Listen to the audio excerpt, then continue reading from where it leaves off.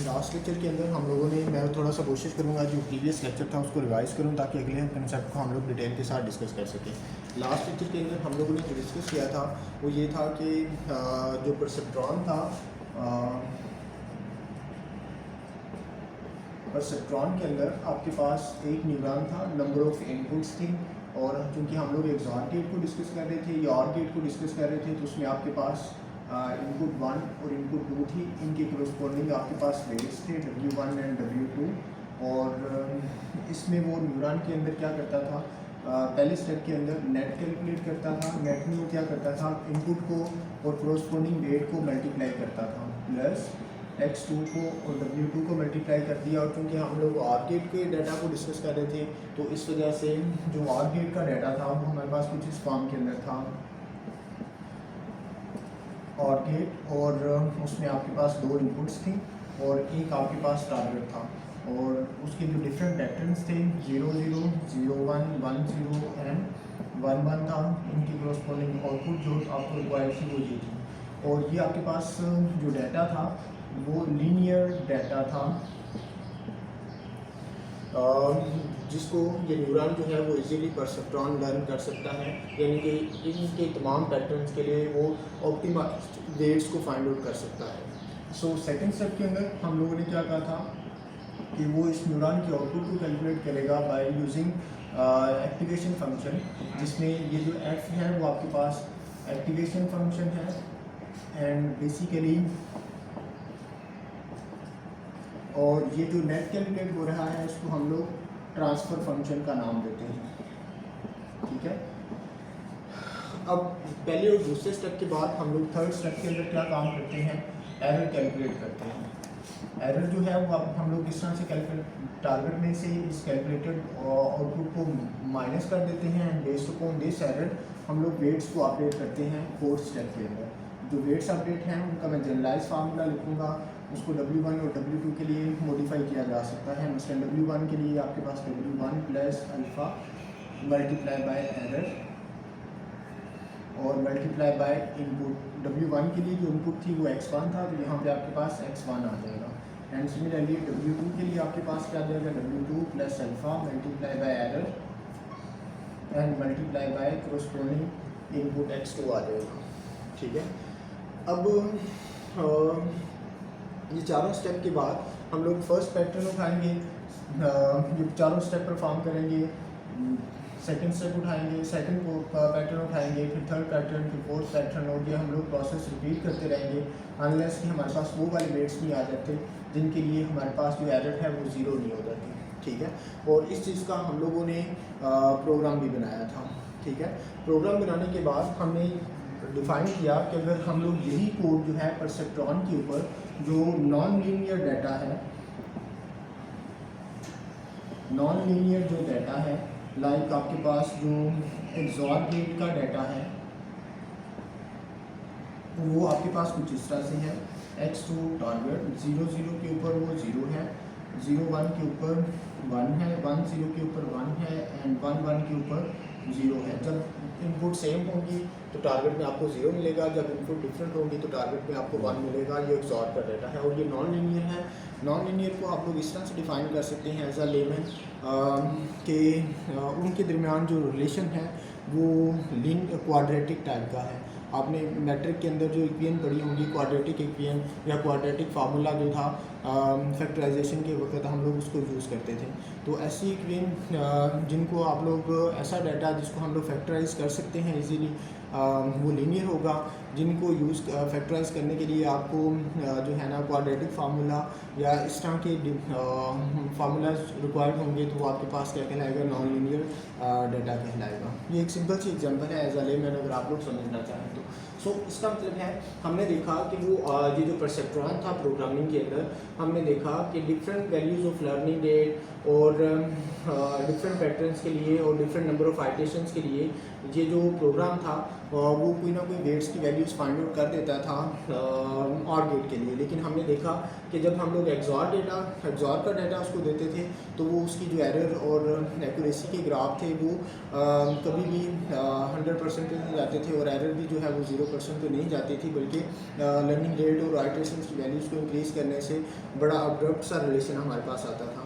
तो इसका मतलब है कि जो सिंगल परसेप्ट्रॉन है वो लीनियर डाटा को तो लर्न कर सकता है, लेकिन नॉन लीनियर डाटा को ये लर्न नहीं कर सकता। लर्न करने से बरात लीनियर डाटा के लिए वो ऑप्टिमाइज्ड वेट्स फाइंड आउट कर सकता है जो उसके तमाम पैटर्न्स को सेटिस्फाई करें, बट नॉन लीनियर के लिए वो ऐसे वेट्स फाइंड आउट नहीं कर पाता। उसके लिए हम लोग क्या करते हैं, इसी सिंगल न्यूरॉन को डिफरेंट मेथड में इस्तेमाल करते हैं, जिसकी मदद से वो क्या करता है, नॉन लीनियर डाटा को भी लर्न करना शुरू कर देता है। लर्न करने से मुराद अगेन ऐसे वेट्स फाइंड आउट करता है जिसमें आपके पास नॉन लीनियर डाटा के दरमियान रिलेशन जो है वो इजीली डिफाइन किया जा सके, उनके डिफरेंट पैटर्न्स को इजीली वो विद ग्रेट एक्यूरेसी अचीव कर सकता है।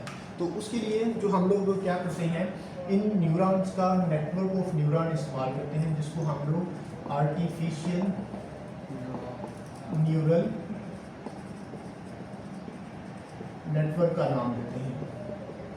आर्टिफिशियल न्यूरल नेटवर्क के अंदर क्या होता है कि आपके पास एक इनपुट लेयर होती है,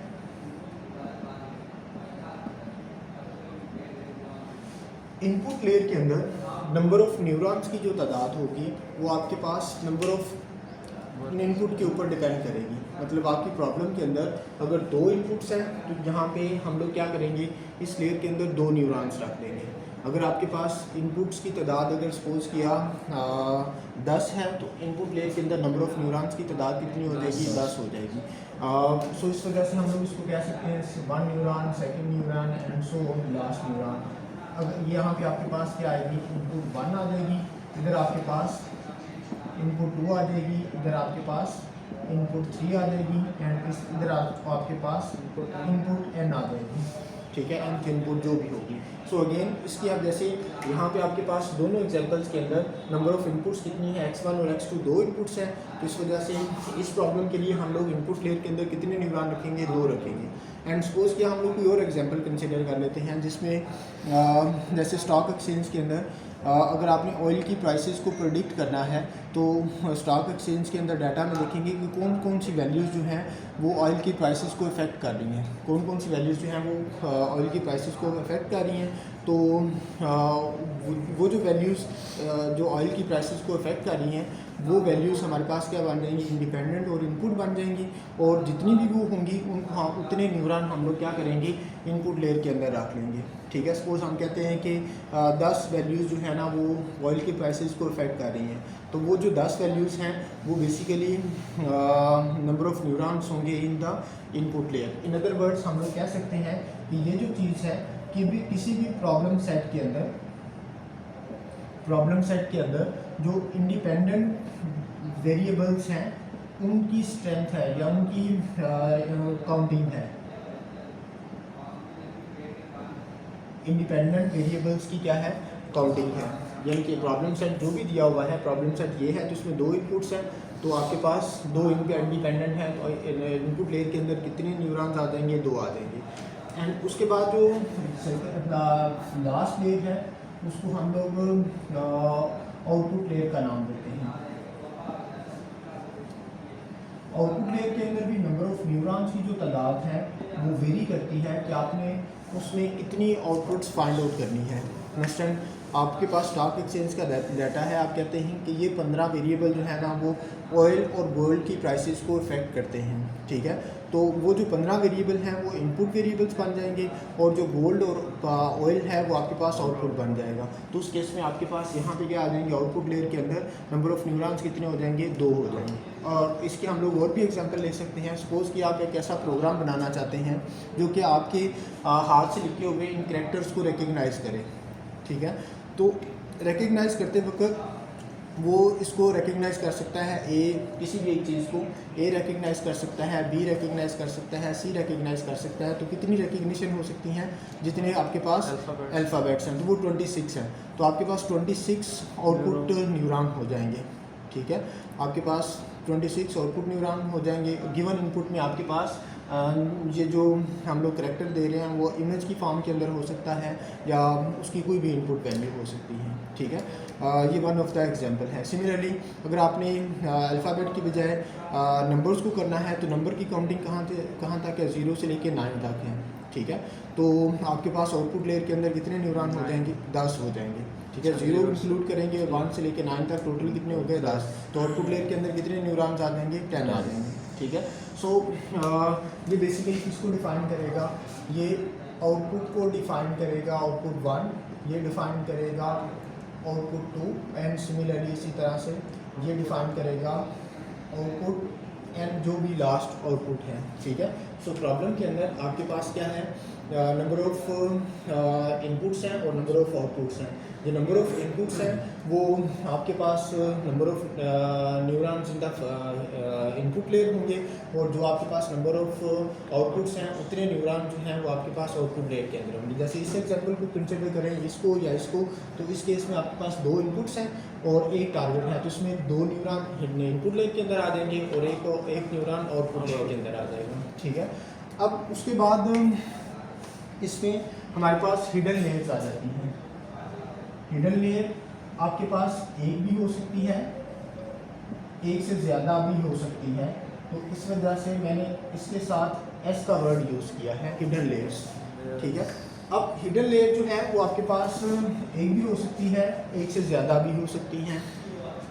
हिडन लेयर के अंदर नंबर ऑफ़ न्यूरॉन जो हैं वो आप नॉर्मली क्या करते हैं, जितनी आपके पास इनपुट्स हैं उतने नंबर ऑफ़ न्यूरॉन से इसमें स्टार्ट करेंगे और उसमें एक एक neuron with the passage of time increase करते जाएंगे और तब तक इंक्रीज़ करते जाएंगे जब तक आपके पास इसमें न्यूरॉन्स की तादाद इनपुट लेयर के अंदर दिए हुए न्यूरॉन की तादाद से डबल नहीं हो जाती, ठीक है। जब डबल हो जाएगी तो उसके बाद हम लोग जो है ना सेकेंड हिडन लेयर पे चले जाएंगे, फिर उसके बाद थर्ड हिडन लेयर के ऊपर चले जाएंगे।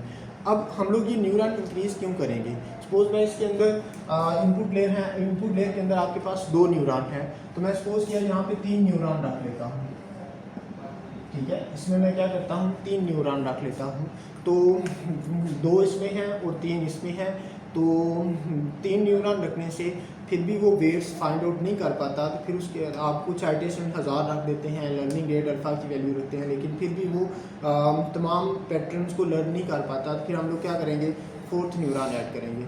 फिर उसके बाद फिर भी नहीं कर पाता तो फिर हम लोग क्या करेंगे, 5th न्यूरॉन करेंगे। इस तरह से न्यूरॉन्स को क्या करते जाएंगे, इंक्रीज़ करते जाएंगे, तो वो जो कम्प्लेक्स डाटा है, नॉन लीनियर डाटा जो है उसको वो क्या करेगा, लर्न करने की कोशिश करेगा। लेकिन अगर फ़र्ज़ किया नहीं कर रहा, स्टेप साइज़ को भी अल्फ़ा को भी वेरी करने के बावजूद और नंबर ऑफ़ आइटरेशंस को भी वेरी करने के बावजूद अगर नहीं कर रहा, तो हम लोग इसमें नंबर ऑफ़ न्यूरॉन्स को इंक्रीज़ करते जाएंगे।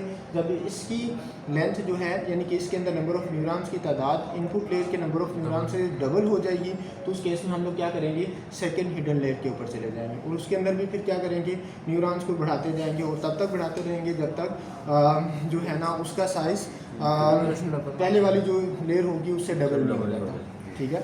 और ये हम लोग प्रोसेस रिपीट करते रहेंगे अनलेस के हमारे पास ऐसा नेटवर्क ना फाइंड आउट हो जाए जिसके अंदर वेट्स की जो तादाद है वो आपके पास के नॉन लीनियर प्रॉब्लम के तमाम पैटर्न्स को लर्न नहीं कर पाती। और इसमें अब होता क्या है, ये जो न्यूरॉन्स हैं ये आपस में कनेक्टेड होते हैं, ये जो न्यूरॉन्स हैं ये तमाम के तमाम आपस में क्या है, कनेक्टेड हैं। और इस कनेक्टिविटी की बुनियाद के ऊपर न्यूरल नेटवर्क की डिफरेंट टाइप्स है। इस कनेक्टिविटी की बुनियाद के ऊपर न्यूरल नेटवर्क्स की डिफरेंट टाइप्स अंडरस्टैंड, ये आगे फिर फर्दर इनको कनेक्टेड हैं, ठीक है। और सिमिलरली इस तरह से अब मैं इसको ये बेसिकली दरमियान में वेट्स हैं। अब मैं इस चीज़ को एक सिंपल स्ट्रक्चर की फॉर्म में नीचे डिफाइन करता हूँ फॉर दिस प्रॉब्लम, ठीक है, एक्सॉर गेट के लिए। इसमें आपके पास 2 इनपुट्स हैं, तो इनपुट लेयर के अंदर कितने न्यूरॉन हो जाएंगे, 2 हो जाएंगे। इधर आपके पास क्या आ जाएगा, x1 और इधर आपके पास क्या आ जाएगा, x2 आ जाएगा, ठीक है। इसको मैं न्यूरॉन को क्या नाम दे देता हूँ, 1 न्यूरॉन का नाम दे देता हूँ, इसको सेकेंड न्यूरॉन का नाम दे देता हूँ। अब मैं जो फर्स्ट हिडन लेयर बनाता हूँ इसमें मैं 3 न्यूरॉन बना लेता हूँ, ठीक है, शुरू में, और इसको तीनों के साथ कनेक्ट कर दें, इसको भी तीनों के साथ कनेक्ट कर दें। फिर उसके बाद इसमें आपके पास आउटपुट प्लेट के अंदर आउटपुट वैल्यू कितनी रिक्वायर्ड है? एक रिक्वायर्ड है। तो आउटपुट प्लेट के अंदर कितने न्यूरॉन आ जाएंगे? एक। ये तीनों फिर क्या होंगे? इसके साथ कनेक्ट हो जाएंगे। ये 1 2 है, तो इसको मैं थर्ड न्यूरॉन का नाम दे देता हूँ। ये आपके पास फोर्थ है, और ये आपके पास फिफ्थ है, और ये आपके पास 6 न्यूरॉन है, और यहाँ से आपके पास आउटपुट कैलकुलेट हो जाएगी। ठीक है। अब यहाँ पे हमने इनके दरमियान वेट्स को मेंशन करना है। ये जो वेट है ये 1 न्यूरॉन से थर्ड न्यूरॉन तक जा रहा है, तो इसको मैं नाम दे दूँगा। जैसे यहाँ पे आपके पास एक ही इनपुट थी और एक ही न्यूरॉन था, तो उसका नाम W1 रख दिया था। लेकिन अब क्योंकि आपके पास यहाँ पे डिफरेंट है, तो इसको हम लोग नाम दे देते हैं कि ये जो वेट है किसके दरमियान है? W1 और 3 के दरमियान है, तो इसका नाम क्या आ जाएगा? W13 आ जाएगा। ये जो है 1 और 4 के दरमियान है, तो उसका नाम क्या आ जाएगा? W14। और ये वाला जो है वो W15 के दरमियान है। सिमिलरली ये जो है वो W23 के दरमियान है, 2 और 3 के दरमियान है। ये W2 और 4 के दरमियान है, ये W2 और 5 के दरमियान है। जबकि यहाँ पे अगर बात करें तो ये 3 और 6 के दरमियान है, तो इसको W36 का नाम दिया जा सकता है, इसको W46 का नाम दिया जा सकता है, इसको W56 का नाम दिया जा सकता है। ये काइंड ऑफ नेमिंग कन्वेंशन है। ये जब हम लोग ने मैनुअली करना है तो देन हम लोग ये काम करते हैं, अदरवाइज कंप्यूटर जो है वो ऑटोमेटिकली करता रहता है प्रोग्राम जो है। जैसे हमने वहाँ पर वेट की एक लिस्ट बना ली थी, ठीक है, उसमें हमने W1 W2 नहीं कहा था प्रोग्राम के अंदर। सो अब सपोज किया, अब देखिए यहाँ पे है, तो इस न्यूरॉन के पास जो इनपुट आ रही है वो इस न्यूरॉन की क्या होगी? आउटपुट। ठीक है, वो आउटपुट जो है इस W36 के साथ मल्टीप्लाई होगी, इस न्यूरॉन की आउटपुट W46 के साथ मल्टीप्लाई होगी, इस न्यूरॉन की आउटपुट जो है वो W56 के साथ मल्टीप्लाई होगी। तीनों को सम करेंगे तो इसकी आउटपुट आ जाएगी। ठीक है। सो इसका मतलब है कि मैं कुछ वैल्यूज़ कैलकुलेट करूँगा। सपोज मुझे यहाँ पे क्या काम करना है? पहले स्टेप के अंदर नेट 3 कैलकुलेट करूँगा। यहाँ पे सपोज किया, इसके लिए इस न्यूरॉन के लिए क्या करूँगा? नेट 3 फॉर थर्ड न्यूरॉन आ जाएगा। नेट 3 किस चीज़ की इक्वल होगा? इसके पास इस न्यूरॉन की आउटपुट आ रही है, सपोज उसको मैं अभी कह देता हूँ कि इसके दरमियान ये जो है ना लीनियर न्यूरॉन है, ये जो भी इनपुट आ रही है उसको एज इट इज़ आगे पास ऑन कर रहा है। ठीक है, यहाँ पे कैलकुलेशन नहीं हो रही, तो मैं इसको कहता हूँ कि ये क्या करता है? S1 W13। फिर उसके बाद कौन सी आउटपुट आ रही है? ये 2 से आ रही है, वो कौन सी है? X2 है, X2, और कौन सा है? W23। ठीक है, फिर उसके बाद हमने Y3 कैलकुलेट करना है, तो Y3 इसकी आउटपुट कैलकुलेट करनी है, तो वो क्या होगा? F ऑफ नेट 3 आएगा, तो F ऑफ नेट 3 आपको Y3 दे देगा। ठीक है, और सिमिलरली इस तरह से इधर Y3 आ जाएगा, इधर आपके पास Y4 आ जाएगा, इधर आपके पास Y5 आ जाएगा। ठीक है, सेम मेथड से नेट 4 कैलकुलेट करेंगे, Y4 कैलकुलेट करेंगे, नेट 5 कैलकुलेट करेंगे, Y5 कैलकुलेट करेंगे। एंड सिमिलरली इस जगह के ऊपर हम लोग क्या करेंगे? नेट 6 कैलकुलेट करेंगे। नेट 6 किस चीज़ के ऊपर होगा? Y3 इंटू W36 प्लस फिर उसके बाद Y4 W46 प्लस Y5 और W56 आ गया। ये नेट 6 आ गया, तो Y कैलकुलेट करने के लिए अगेन F ऑफ नेट 6 आ जाएगा। ठीक है, तो Y कैलकुलेट हो गया। अब एक मेथड जो है सिंपल, जो ये जो प्रोसीजर है यहाँ पे भी हम लोग क्या करेंगे? एरर कैलकुलेट करेंगे। वो किस चीज़ के इक्वल आ जाएगा? T माइनस Y के इक्वल आ जाएगा।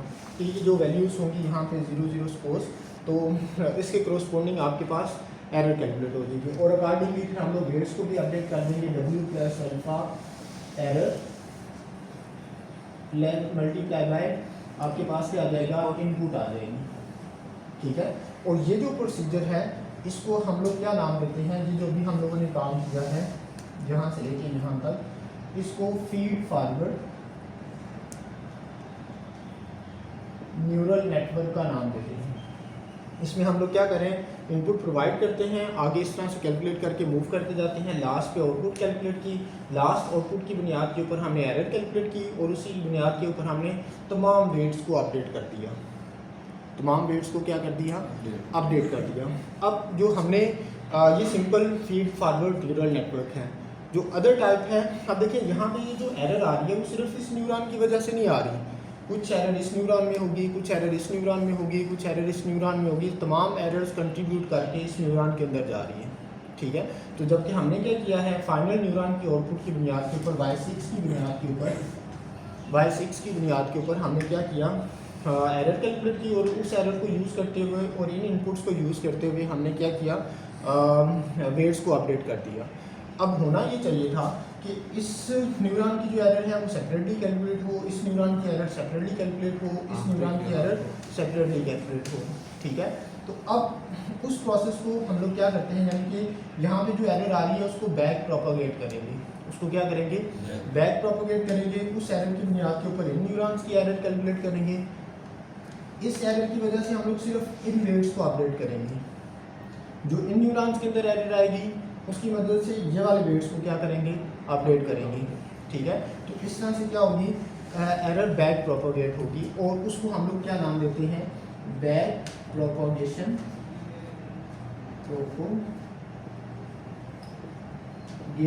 Neural network. उसको क्या नाम देते हैं, बैक प्रोपागेशन न्यूरल नेटवर्क, जिसमें हम लोग फाइनल की और एरर की बुनियाद के ऊपर प्रीवियस न्यूरॉन्स की एरर कैलकुलेट करते हैं और कोरोस्पोंडिंग वेट्स को ही क्या करते हैं, अपडेट करते हैं। जैसे इधर हम लोग इसकी एरर की बुनियाद के ऊपर इन वेट्स को अपडेट करते हैं, सिमिलरली इसकी मदद से इन वेट्स को अपडेट करेंगे, इन न्यूरॉन्स की एरर की मदद से हम लोग इन वेट्स को अपडेट करेंगे। और अगर सपोज किया और लेयर्स एग्जिस्ट करती हैं तो उनके प्रीवियस जो वेट्स होंगे वो उन करंट न्यूरॉन्स की एरर की बुनियाद के ऊपर क्या होंगे, कैलकुलेट होंगे। इसका मैंने प्रोग्राम बनाया हुआ है, वो मैं आपको अब वहाँ पे प्रोग्राम समझाऊंगा। यहाँ तक कोई क्वेश्चन है तो आप लोग पूछ सकते हैं जी। सर जिस तरह हमने पहले डिस्कस किया था, एक न्यूरॉन के साथ इनपुट आती है और वेट आता है। हाँ जी। तो इसके स्टार्ट में इनपुट x1 है, तो इसका साथ वेट नहीं होगा w1? यहाँ पे जो इनपुट लेयर के ऊपर ना हम लोग प्रोसेसिंग नहीं करते, यानी कि इनपुट लेयर के ऊपर हम लोग इनपुट को एज इट इज़ पास कर देते हैं, हिडन लेयर से प्रोसेसिंग, हिडन लेयर्स के ऊपर प्रोसेसिंग करते हैं, ठीक है। इनपुट लेयर आप यही अज्यूम कर लें कि जैसे हमारे पास लेट किया, जैसे हमारे पास हमारे सेंसेस हैं, सेंसेस इंफॉर्मेशन परसीव करती हैं, वो प्रोसेस नहीं करती, वो प्रोसेस आगे हमारा दिमाग कर रहा है। तो हम लोग यही कहते हैं कि न्यूरल नेटवर्क के अंदर जो इनपुट लेयर के अंदर न्यूरॉन है वो रिसीवर हैं, वो प्रोसेस नहीं करते, ठीक है। वरना अदरवाइज आप करवाना चाहें तो करवा सकते हैं, प्रोग्रामिंग नहीं करनी है ना, ठीक है। और यहाँ पे अब उसकी वजह ये है, देखें इन वेट्स का कोई एज इट इज इफेक्ट नहीं होगा। अगर ये इनपुट इस न्यूरॉन को भी मिल रही है, ये इनपुट इस न्यूरॉन को भी मिल रही है, तो then there is a possibility जैसे दो इनपुट्स इस एक ही न्यूरॉन को मिल रही है, ठीक है। तो देन अगर आप यहाँ पे फिर प्रोसेसिंग ये न्यूरॉन प्रोसेस करेगा, अदरवाइज x1 w1 से मल्टीप्लाई होके अपनी आउटपुट जनरेट करेगा। तो हम लोग वेट्स बेसिकली यहाँ पे वेट्स इंक्रीज करेंगे, ठीक है। तो हमें वेट्स को भी क्या करना है, नंबर ऑफ पैरामीटर्स को भी कंट्रोल रखना है। तो यहाँ पे वेट्स हम लोग नॉर्मली नहीं रखते, ठीक है। और